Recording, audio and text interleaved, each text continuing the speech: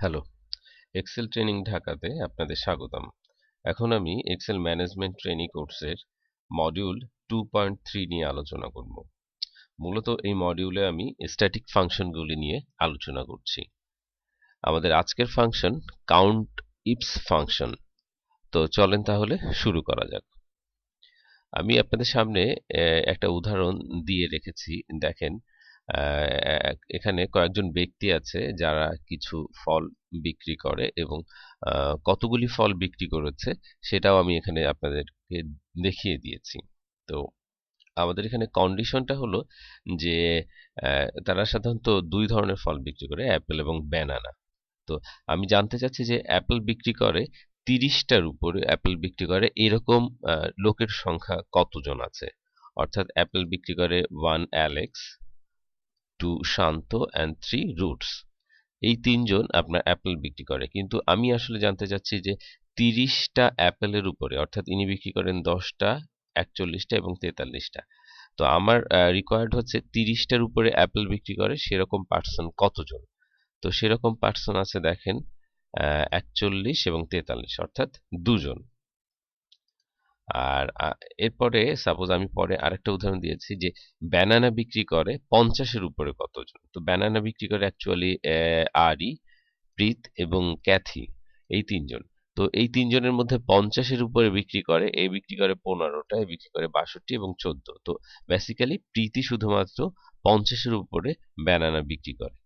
তো দেখেন, রেজাল্ট হিসেবে সে দেখিয়ে দিয়েছে যে একজন বিক্রি করে। অর্থাৎ এই কাউন্ট ইফস ফাংশনের মাধ্যমে আমরা কাউন্ট জানতে পারি, অর্থাৎ কতজন, কাউন্টিংটা আমরা বুঝতে পারি যে আসলে কি পরিমাণ বা কতজন, এরকম কিছু বের করার ক্ষেত্রে কন্ডিশনাল অর্থাৎ ডাবল কন্ডিশনাল। নাম্বার 1 কন্ডিশন হচ্ছে প্রোডাক্টের নাম, নাম্বার 2 কন্ডিশন হচ্ছে সে এই কন্ডিশনের মধ্যে একটা কন্ডিশন দিয়ে দেওয়া। অর্থাৎ মাল্টিপল কন্ডিশনের ক্ষেত্রে আমরা যদি কোনো কাউন্টিং বের করতে চাই সেক্ষেত্রে আমরা কাউন্ট ইফস ইউজ করব। তো চলেন আমরা এখন হাতে কলমে এই ফর্মুলাটা ব্যবহার করি।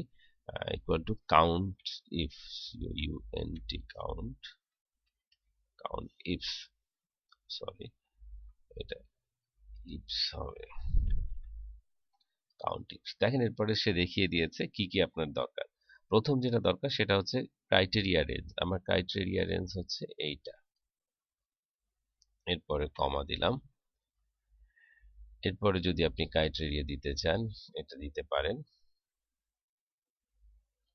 আচ্ছা, এইখানে একটা কথা বলার আছে যে আপনি যদি চান যে মাল্টিপল কন্ডিশন ইউজ না করে একটা কন্ডিশন দিয়ে অ্যাপ্লাই করে দেখতে যে রেজাল্টটা কি আসে, সেক্ষেত্রেও কিন্তু আপনি রেজাল্ট পাবেন।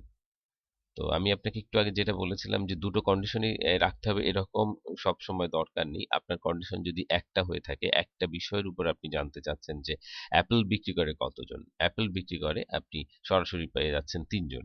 কিন্তু আমরা ডাবল কন্ডিশনও ব্যবহার করতে পারি। যদি ডাবল কন্ডিশন ব্যবহার করি তাহলে অবশ্যই কাউন্টস ইফ ব্যবহার করতে হবে। তো দেখেন, আমি এখন ডাবল কন্ডিশন, একটা কন্ডিশন আমি অলরেডি অ্যাপ্লাই করেছি, আরেকটা কন্ডিশন আমি দিচ্ছি। নেক্সট ক্রাইটেরিয়াটা হচ্ছে কোয়ান্টিটি রেঞ্জ এবং কন্ডিশনটা হচ্ছে এটা। দেওয়ার পরে আমি দিয়ে দিলাম। দেখেন, এখন কিন্তু আর 3 নেই, এখন 2 চলে এসেছে, কারণ বেসিক্যালি আমার রিকোয়ার্ড হচ্ছে 30টার উপরে বিক্রি করে। 30টার উপরে বিক্রি করে যেহেতু এটা দুজন, এই জন্যই এখানে রেজাল্ট চলে এসেছে 2। ঠিক তেমনি ভাবে আমি নিচেরটাও দেখিয়ে দিয়েছি আপনাদেরকে যে ব্যানানার ক্ষেত্রেও ঠিক একই ভাবে 50-এর উপর বিক্রি করে, সেম ভাবে একজন। তো এইভাবে আপনি এক্সেলে কাউন্ট ইফস ফাংশনটা ব্যবহার করে আপনার সিঙ্গেল কন্ডিশন বা মাল্টিপল কন্ডিশন একত্রে ব্যবহার করতে পারেন। ধন্যবাদ।